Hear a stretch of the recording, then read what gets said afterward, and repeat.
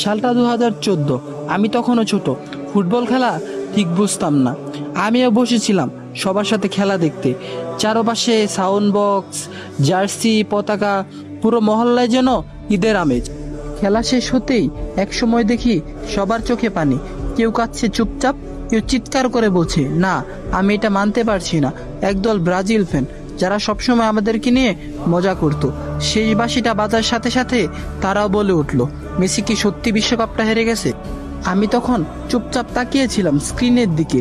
Messi গ্যালারির দিকে তাকিয়ে চোখ মুছছিল। আমি কিছু বুঝতাম না, কিন্তু সেই দৃশ্যটা এখনো আমার চোখে গেঁথে আছে।